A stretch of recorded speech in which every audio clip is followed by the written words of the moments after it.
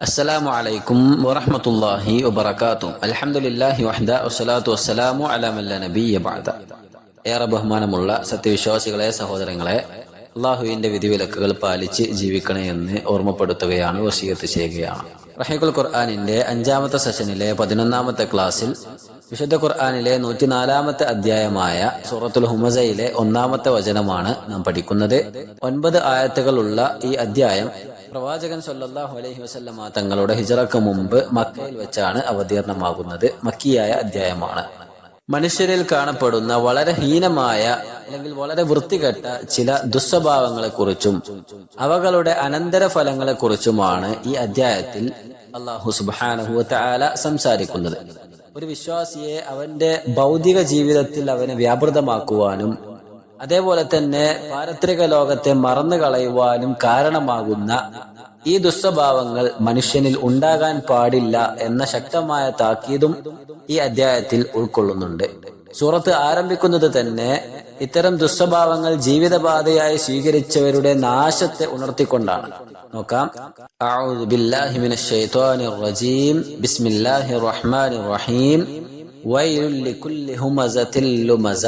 ആയത്തിന്റെ അർത്ഥം, കുത്തുവാക്ക് പറയുന്നവനും അവഹേളിക്കുന്നവനുമായ ഏതൊരാൾക്കും നാശം.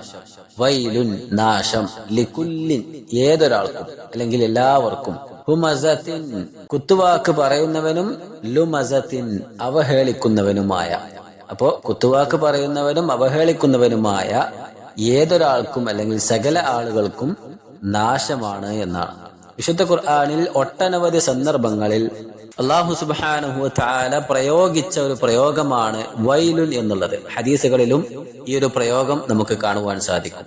അതിനാൽ തന്നെ ഈ ഒരു പ്രയോഗത്തിലൂടെ അല്ലാഹു സുബ്ഹാനഹു വ തആല ഉണർത്തുന്ന കാര്യങ്ങൾ, അതേപോലെ തന്നെ പ്രവാചകൻ സല്ലല്ലാഹു അലൈഹി വസല്ലമ തങ്ങളും ഉണർത്തുന്ന കാര്യങ്ങൾ, അത് വളരെ ജാഗ്രതയോടെ നാം ശ്രദ്ധിക്കേണ്ട കാര്യങ്ങളായിരിക്കും എന്നതിൽ യാതൊരു സംശയമില്ല. ഇത്തരത്തിൽ വൈലുൻ എന്ന് വെച്ചുകൊണ്ട് അല്ലാഹു പറയുന്ന അല്ലെങ്കിൽ പ്രവാചകൻ സല്ലല്ലാഹു അലൈഹി വസല്ലമ തങ്ങൾ പറയുന്ന കാര്യങ്ങൾ, അത് ആ ജാഗ്രതയോടുകൂടി തന്നെ നാം ഉൾക്കൊള്ളുവാനും ശ്രദ്ധിക്കണം. അതിനെ സംബന്ധിച്ച് ഇബ്നു ഉസൈമീൻ റഹ്മഹുല്ലാഹ് പറയുന്നത് വഹിയ കലിമത്തു വഈദിൻ, അഥവാ അത് താക്കീദിന്റെ കലിമത്താണ് എന്നാണ്. അത് താക്കീദിന് വേണ്ടി ഉപയോഗിക്കുന്ന വാചകമാണ് ആ ഒരു പ്രയോഗം എന്നുള്ളത്. അതുകൊണ്ട് തന്നെ അതിനെ നമ്മൾ ആ രീതിയിൽ തന്നെ ഉൾക്കൊള്ളേണ്ടതുണ്ട് എന്നാണ്. ഇവിടെ അല്ലാഹു സുബ്ഹാനഹു വ തആല വൈലുൽ ലികുല്ലി ഹുമസത്തിൽ ലുമസ എന്ന് പറഞ്ഞപ്പോൾ, അഥവാ കുത്തുവാക്ക് പറയുന്നവരും അവഹേളിക്കുന്നവരുമായ ഏതൊരാൾക്കും നാശം എന്ന് പറഞ്ഞപ്പോൾ അതുകൊണ്ട് ഉദ്ദേശിക്കുന്നത് യസ്ദരി ബിന്നാസി വയന്തഖിസു ബിഹിം, അഥവാ ജനങ്ങളെ ചെറുതായി കാണുകയും ആളുകളെ നിസാരവൽക്കരിക്കുകയും ചെയ്യുന്ന ആളുകൾ, മറ്റുള്ള ആളുകളെ നിസാരവൽക്കരിക്കുകയും അവരുടെ സംസാരങ്ങൾക്ക് വില കൽപ്പിക്കാതിരിക്കുകയും അവരൊക്കെ തന്നെക്കാൾ എത്രയോ നിസാരന്മാരാണ്, ചെറുതാണ് എന്നൊരു ധാരണ വെച്ച് പുലർത്തുകയും ആ രീതിയിൽ അവരോട് പെരുമാറുകയും ചെയ്യുന്ന ആളുകളാണ് എന്നാണ്.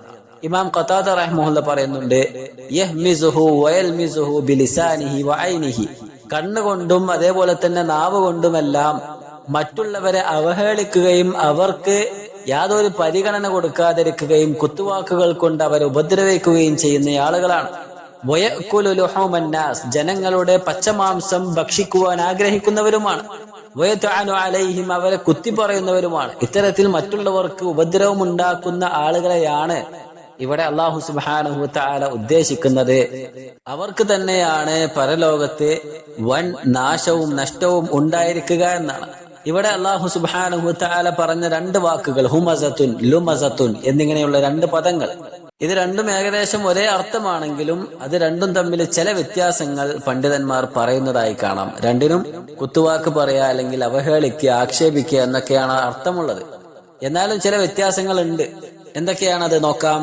ഇബ്നു ഉസൈമീൻ റഹ്മഹുല്ലാഹ് പറയുകയാണ്, അൽ ഹംസു ബിൽ ഫിഅൽ, അഥവാ ഹുമസ എന്ന് പ്രയോഗിച്ച ആ ഒരു പ്രയോഗം അത് പ്രവർത്തികളെ സൂചിപ്പിച്ചുകൊണ്ടാണ് സാധാരണയായി അർത്ഥം പറയാറുള്ളത് എന്നാണ്. യഅനി അന്നഹു യസ്ഖറു മിനൻ നാസ് ബിഫിഅലിഹി, അഥവാ തന്റെ പ്രവർത്തികൾ കൊണ്ട് മറ്റുള്ളവരെ ചെറുതായി കാണുക അല്ലെങ്കിൽ മറ്റുള്ളവരെ പരിഹസിക്കുക എന്നതാണ്. ഇമ്മ അൻ യൽവിയ വജ്ഹഹു ഔ യഅബിസ ബിവജ്ഹിഹി ഔ മാ അശ്ബഹ ദാലിക ഔ ബിൽ ഇശാറ, അഥവാ മുഖം കോട്ടിക്കൊണ്ടും അല്ലെങ്കിൽ മുഖം കൊണ്ട് ആക്ഷൻ ഇട്ടുകൊണ്ടും മറ്റുള്ളവരെ നിസ്സാരവൽക്കരിക്കുകയും അവരെ പുച്ഛിക്കുകയും ചെയ്യുക എന്നാണ്. അല്ലെങ്കിൽ മറ്റുള്ള ആംഗ്യങ്ങൾ കാണിച്ചുകൊണ്ട് കൈകൊണ്ടോ കാൽ കൊണ്ടോ ഒക്കെ ആംഗ്യം കാണിച്ചുകൊണ്ടും മറ്റുള്ളവരെ നിസ്സാരവൽക്കരിക്കുകയും അവരെ പരിഹസിക്കുകയും ചെയ്യുന്ന ആ ഒരു പ്രവണതയാണ് അൽ ഹംസി എന്ന് സൂചിപ്പിക്കുന്നത് എന്നാണ്.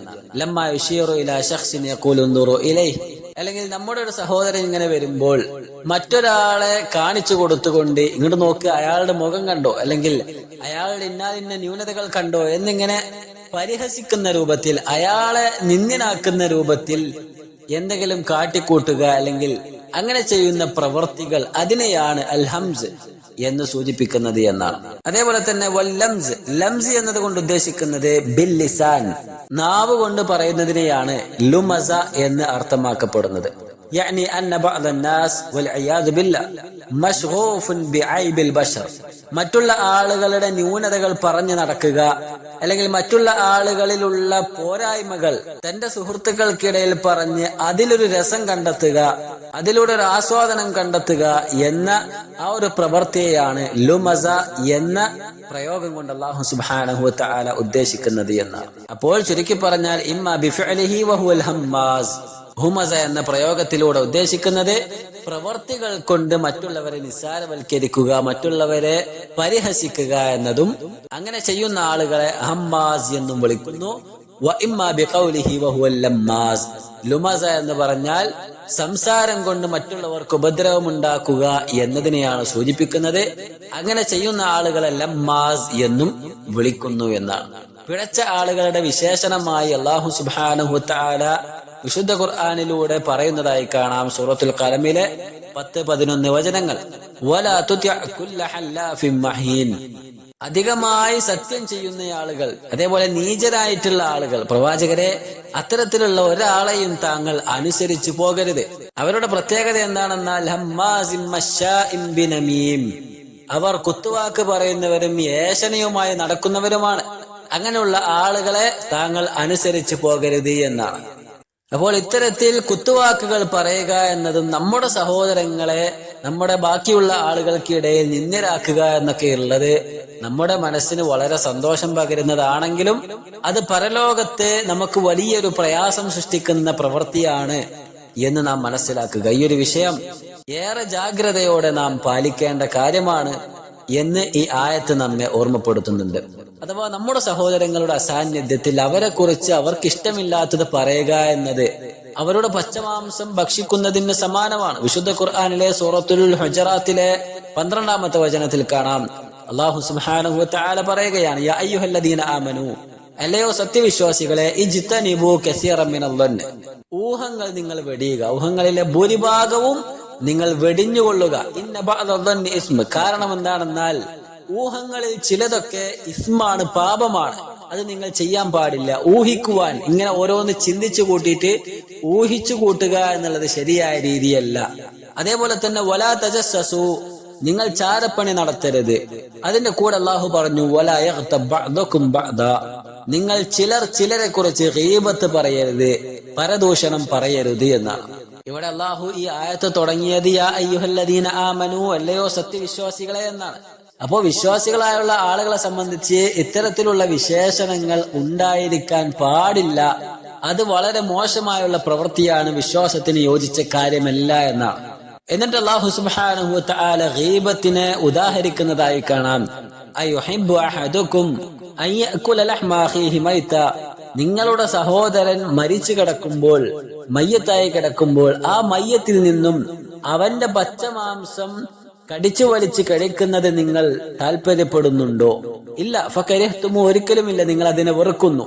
വത്തഖുല്ലാഹ്, നിങ്ങൾ അല്ലാഹുവിനെ സൂക്ഷിക്കണേ എന്ന് അല്ലാഹു സുബ്ഹാനഹു വ തആല പറയാണ്. അപ്പൊ അതിന് സമാനമാണ് മരിച്ചു കിടക്കുന്ന നമ്മുടെ സഹോദരന്റെ പച്ചമാംസം കടിച്ചു വലിച്ച് ഭക്ഷിക്കുന്ന ആ ഒരു പ്രവൃത്തിയോട് സമാനപ്പെടുത്തിക്കൊണ്ടാണ് അല്ലാഹു സുബ്ഹാനഹു വ തആല ഗീബത്തിനെ, പരദൂഷണത്തെ ഉദാഹരിച്ചിട്ടുള്ളത് എന്ന് നാം മനസ്സിലാക്കണം. അതിന്റെ ഗൗരവത്തെയാണ് അത് സൂചിപ്പിക്കുന്നത്. അപ്പൊ നമ്മുടെ സഹോദരങ്ങളെ കുറിച്ച് അവരുടെ അസാന്നിധ്യത്തിൽ അവരിൽ ഉള്ള കാര്യങ്ങളാണ് നാം പറയുന്നതെങ്കിൽ അതിനെയാണ് ഗീബത്ത് എന്ന് വിളിക്കുന്നത്. സാധാരണ പലരും പറയാറുള്ളതാണ്, ഞാൻ പറയുന്ന കാര്യങ്ങൾ അവനിലുള്ളതല്ലേ ഞാൻ പറയുന്നുള്ളൂ, ഇല്ലാത്തതൊന്നും പറഞ്ഞിട്ടില്ലല്ലോ എന്ന് പറയുന്നത്. അങ്ങനെ ഉള്ള കാര്യങ്ങൾ പറയുന്നതിനെയാണ് ഗീബത്ത് എന്ന് വിളിക്കുന്നത്. ഇല്ലാത്ത കാര്യമാണ് ആ മനുഷ്യന്റെ മേൽ നാം കെട്ടിച്ചമച്ച് പറയുന്നത് എങ്കിൽ അത് കള്ളമാണ്, അത് കദിബാണ് എന്നാണ്. അതിനെക്കുറിച്ച് പ്രവാചകൻ സല്ലല്ലാഹു അലൈഹി വസല്ലമ തങ്ങൾ പറയുന്നതായി അബൂ ഹുറൈറ റളിയല്ലാഹു തആല അൻഹു ഉദ്ധരിക്കുന്ന ഹദീസിൽ കാണാം. സ്വഹാബത്തിനോടായിക്കൊണ്ട് പ്രവാചകൻ ചോദിക്കുകയാണ് അലൈഹി സ്വലാത്തു വസ്സലാം, അതദറൂന മൽ ഗീബ, അല്ലയോ സ്വഹാബത്തെ, ഗീബത്ത് എന്ന് പറഞ്ഞാൽ, പരദൂഷണം എന്ന് പറഞ്ഞാൽ എന്താണെന്ന് നിങ്ങൾക്കറിയാമോ?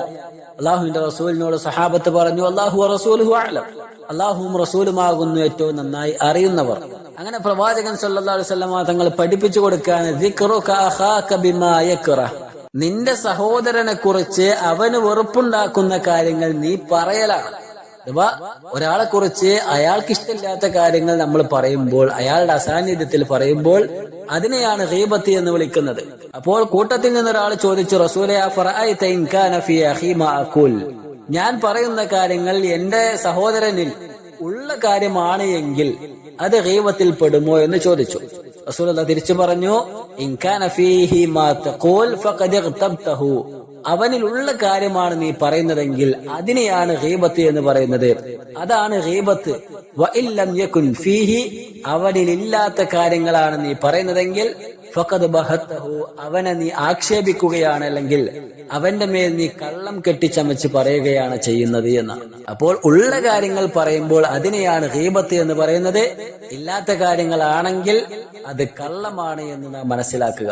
അതേപോലെ തന്നെ ശ്രദ്ധിക്കേണ്ട വിഷയമാണ്, മറ്റുള്ള ആളുകളെ ചിരിപ്പിക്കാൻ വേണ്ടി നമ്മുടെ സഹോദരനിൽ ഉള്ളതോ ഇല്ലാത്തതോ ആയ കാര്യങ്ങൾ അവന്റെ സാന്നിധ്യത്തിൽ വെച്ച് പറയുക എന്നുള്ളതും, അവനെ പരിഹസിക്കുകയും അവനെ അവഹേളിക്കുകയും ചെയ്യുന്ന രൂപത്തിൽ, ഒരുപക്ഷെ അവന്റെ ശരീര പ്രകൃതമായിരിക്കാം, അല്ലെങ്കിൽ അവന്റെ സ്വഭാവമായിരിക്കാം, അതുമല്ലെങ്കിൽ അവൻ ചെയ്ത കാര്യങ്ങളായിരിക്കാം, എന്താണെങ്കിലും അവന്റെ സാന്നിധ്യത്തിൽ വെച്ച് അവനെ അവഹേളിക്കുന്ന രൂപത്തിൽ പ്രവർത്തിക്കുകയും സംസാരിക്കുകയും ഒക്കെ ചെയ്യുക എന്നുള്ളതും വളരെ ഗൗരവമുള്ള കാര്യമാണ്. അത് പരലോകത്ത് നമുക്ക് വലിയ വിലങ്ങുതടിയായി പ്രത്യക്ഷപ്പെടുമെന്നതിൽ യാതൊരു സംശയവും ഇല്ല. മറ്റുള്ള ആളുകളുടെ അഭിമാനത്തിന് വില കൊടുക്കാതെ ഇത്തരത്തിൽ സംസാരങ്ങളിലും പ്രവർത്തികളിലും ശ്രദ്ധ വെക്കാതെ നമ്മൾ ഓരോന്ന് പറയുകയും പ്രവർത്തിക്കുകയും ഒക്കെ ചെയ്താൽ അത് വലിയ പ്രയാസം നമ്മുടെ മേൽ സൃഷ്ടിക്കപ്പെടും എന്ന് നാം തിരിച്ചറിയുക. ഇത്തരത്തിലുള്ള കാര്യങ്ങളൊക്കെ എന്ന് പറഞ്ഞാൽ കൃത്യമായി ആരാധനകൾ ചെയ്യുന്ന, കൃത്യമായ പ്രബോധന പ്രവർത്തികളിൽ ഏർപ്പെടുന്ന, സമയം ദീനിനു വേണ്ടി ഒരുപാട് ചിലവഴിക്കുന്ന ആളുകളിൽ പോലും യാതൊരു ഗൗരവവും ഇതിന് കൽപ്പിക്കാത്ത ഒരു സാഹചര്യം സമൂഹത്തിൽ ഉണ്ട് എന്നത് യാഥാർത്ഥ്യമാണ്. സംസാരിച്ചു വരുമ്പോൾ, മനസ്സിന് സുഖം കിട്ടുമ്പോൾ അങ്ങനെ എന്തൊക്കെയോ പറയുകയും അങ്ങനെ എന്തൊക്കെയോ പ്രവർത്തിക്കുകയും ഒക്കെ ചെയ്യുന്ന സാഹചര്യം അത് വിശ്വാസിയെ സംബന്ധിച്ചിടത്തോളം ഉണ്ടാകാൻ പാടില്ല എന്ന് നാം മനസ്സിലാക്കുക. അതിനാൽ തന്നെ ഈ ആയത്തിന്റെ ഗൗരവം വേണ്ട വിധത്തിൽ നാം ഉൾക്കൊള്ളുക. ഇത്തരത്തിലുള്ള കാര്യങ്ങൾ പരലോകത്ത് ഒരു മനുഷ്യന്റെ സൽക്കർമ്മങ്ങൾ മറ്റുള്ളവർക്ക് വീതിച്ചു നൽകാനോ അല്ലെങ്കിൽ മറ്റുള്ളവരുടെ പാപഭാരം വഹിക്കുവാനോ മനുഷ്യൻ നിർബന്ധിതനാകുവാൻ കാരണമാകുന്ന കുറ്റങ്ങളാണ് എന്ന് നാം മനസ്സിലാക്കുക. അല്ലാഹു സുബ്ഹാനഹു വ തആല ഇത്തരത്തിലുള്ള തിന്മകളിൽ നിന്നും നമ്മെല്ലാം അകറ്റി നിർത്തുമാറാകട്ടെ. നമ്മിൽ നിന്ന് വന്നു പോകുന്ന പാപങ്ങൾ അല്ലാഹു നമുക്ക് വിട്ടുപുറത്തു മാപ്പാക്കി തരുമാറാകട്ടെ. اللهم ربنا آتنا في الدنيا حسنة وفي الآخرة حسنة وقنا عذاب النار. ربنا تقبل منا إنك أنت السميع العليم. وصلى الله وسلم على نبينا محمد. السلام عليكم ورحمة الله وبركاته.